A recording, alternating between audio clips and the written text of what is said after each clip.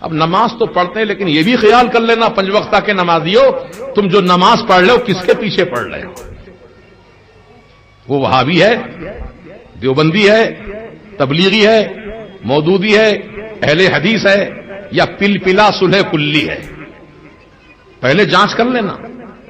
بازار جاتے ہیں تو ٹماٹے خریدنے کے لیے پہلے بھاؤ تول کرتے ہیں، آپ چیکنگ کرتے ہیں پورے مال کی، پورے مارکیٹ کا سروے کرتے ہیں، بعد میں خریدتے ہیں. آپ کیا نماز آپ کی ٹماٹے سے بھی گئی گزری ہے؟ جس کے چاہے پیچھے کھڑے سب کے پیچھے نماز پڑھ سکتے ہیں. نماز اللہ کے لیے ہے، بے شک نماز اللہ ہی کے لیے ہے، لیکن کربلا کے میدان میں میرے امام حسین نے یزیدی امام کے پیچھے نماز نہیں پڑھی. امام حسین سے زیادہ علم والے ہو گئے آپ، متقی پرہیزگار آپ زیادہ ہو گئے امام حسین سے.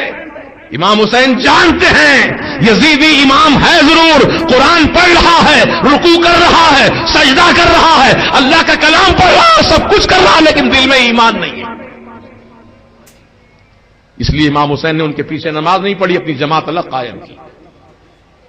کتنا سمجھا رہے ہیں، کتنا بتا رہے ہیں، لیکن پھر بھی جہاں نماز کا وقت ہوا، اذان کی آواز سنی، گھس گئے مسجد میں. انشرٹ کیے ہوئے ہیں، پینچے چڑھے ہوئے ہیں، آستین اوپر اٹھے ہوئے ہیں، گریبان کے بٹن کھلے ہیں، ٹوپی پہننے کی بھی فرصت نہیں، گئے جا کے اللہ اکبر ٹانگیں چیر کے کھڑے ہو گئے. کہ نماز اتنی ہلکی سمجھے آپ؟ نماز اللہ پاک کی مقدس عبادت ہے. اس عبادت کو اس طریقے سے انجام دو جسے اللہ کے رسول نے انجام دیا تھا. حضور نے کیا فرمایا؟ صلوا کما رأیتمونی ان اصلی، نماز ادا کرو جیسے تم مجھے دیکھتے ہو نماز ادا کرتا ہوا، میری طرح پڑھو نماز. تو حضور کی نماز کیا کامل درجے کی نماز ہے.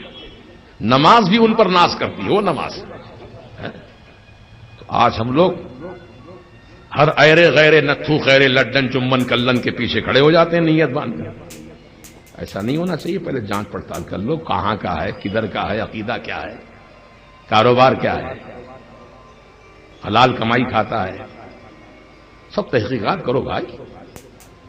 ہمارا اسلام ہم کو ہر چیز کی تاکید کیا ہے، تعلیم دیا ہے، زندگی کے ہر قدم ہر موڑ پر ہمارے لیے رہنمائی موجود ہے. ہم کیوں بلا وجہ کے اپنی عبادتوں کو ضائع کریں؟ اب آپ سوچئے بغیر وضو کے نماز ہوتی کیا؟ بولو جی، سارا مجمع بولو. نہیں ہوتی. وضو ہی نے کیا نا، ہاتھ منہ نہیں دھویا، نماز پڑھ رہا ہے، کلام الہی پڑھ رہا ہے، رکوع سجدہ کر رہا ہے، سب کر رہا ہے، نماز ہوتی؟ وضو کے بغیر نماز نہیں ہوتی. تو جیسے وضو کے بغیر نماز نہیں ہوتی، ویسے ایمان کے بغیر نماز قبول نہیں ہوتی.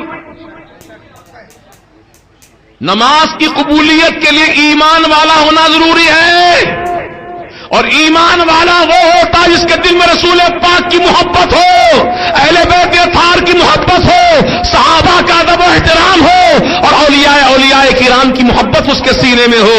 وہ سچا ایمان والا ہے. سچا ایمان والا وہی ہے. ایسے ایمان والے کے پیچھے نماز پڑھو.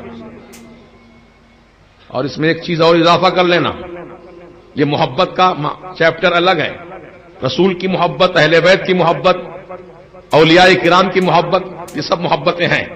لیکن دشمن رسول سے، گستاخان رسول سے بھی دوستی کا ہاتھ ملاتا ہے، اس کے ساتھ بیٹھ کے چائے نوشی کرتا ہے، اس کی دعوتوں میں شریک ہوتا ہے. تو ایسا دعوے دار محبت کا جو ہے وہ جھوٹا ہے، جھوٹا ہے. میں کہتا ہوں آپ سے ایک مثال دے کر، ہمارے خاندان کے کسی بزرگ کو کوئی آدمی گالی دے دے تو آپ اس کو کیا سمجھیں گے؟ اچھا آدمی، پیار کے قابل، دعوت دیے جانے کے قابل، سلام کے قابل نہیں نا. ہمارے بزرگ کی شان میں توہین کیا ہے.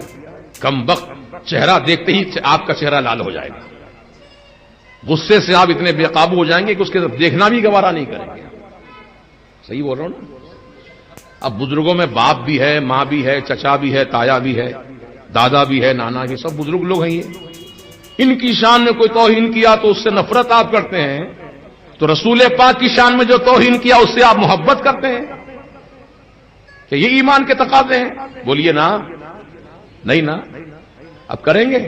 اب تک جو ہوا بھول جاؤ، اللہ سے معافی مانگ لو، اللہ پاک معاف کرنے والا ہے. سرکار مدینہ کی بارگاہ میں معروضہ کرو، یا رسول اللہ ہم سے بھول ہو گئی، اب ہماری مغفرت کی دعا فرما دے سرکار۔ انشاءاللہ اللہ تعالیٰ اپنے رسول کی مغفرت کی دعا پر ہماری مغفرت فرما دے گا، ہے نا۔ لیکن آئندہ احتیاط، گزشتہ صلوات، آئندہ احتیاط۔ اب آنے والی زندگی میں دوستی کرنے سے پہلے جانچ لو، نماز پڑھنے سے پہلے جانچ لو، نکاح کا رشتہ کرنے سے پہلے جانچ لو۔ بیٹا بیٹی کا معاملہ ہے، رشتہ، مالدار لوگ ہیں، بلڈنگ ہے بہت بڑی، پیسے والے ہیں، ایک مکان دے رہے ہیں بچے کے نام پہ، کار دے رہے ہیں 25 لاکھ کی، یہ مت دیکھو، پہلے ایمان دیکھو، ایمان والے ہیں کہ نہیں ہے، سنی صحیح العقیدہ ہے کہ نہیں ہے دیکھو۔ میاں دولت کس کی رہی جو ہماری رہے گی؟ کس کی دولت رہی بتاؤ؟ نظام حکومت تھی حیدرآباد میں، خود دور کیوں جاتے، ہمارے حیدرآباد شہر کی بات بتاتا ہوں۔ حیدرآباد کے نظام دولت مندوں میں شمار کیے جاتے تھے، دنیا کے بڑے دولت مندوں میں شمار ہوتا تھا۔ کیا کمی تھی؟ خزانے تھے، ہیرے جواہرات تھے، سب تھا، بادشاہت تھی، سب کچھ تھا، لیکن اب کہاں ہے؟ کیا ہے بچا ہوا؟ کچھ نہیں۔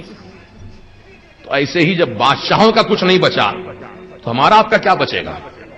بچنے والی چیز اگر کوئی ہے تو ایمان ہے، وہ اعمال صالحہ ہے، وہ محبت رسول ہے، وہ عشق مصطفیٰ ہے، وفاداری مصطفیٰ ہے۔ اس لیے ڈاکٹر اقبال صاحب اگرچہ کے شاعر تھے، بہت عمدہ شاعر، انہوں نے کتنی بڑی اچھی اونچی درجے کی بات کہی ہے، ذرا سن لو غور سے۔ کی محمد سے وفا تو نے تو ہم تیرے ہیں، کی محمد سے وفا تو نے، وفا وفا غداری نہیں، وفاداری، کی محمد سے وفا تو نے تو ہم تیرے ہیں، ارے جہاں چیز ہے کہ لوح و قلم تیرے ہیں۔ اتنی اونچے درجے کی بات کہی ڈاکٹر صاحب نے۔ وفادار بنیں گے رسول کے ہم؟ دنیا کو مت دیکھو بھائی، دنیا تو کبھی کسی کا ساتھ دی ہے نہ دے گی، اللہ رسول کا ساتھ لو، اللہ والوں کا ساتھ لو۔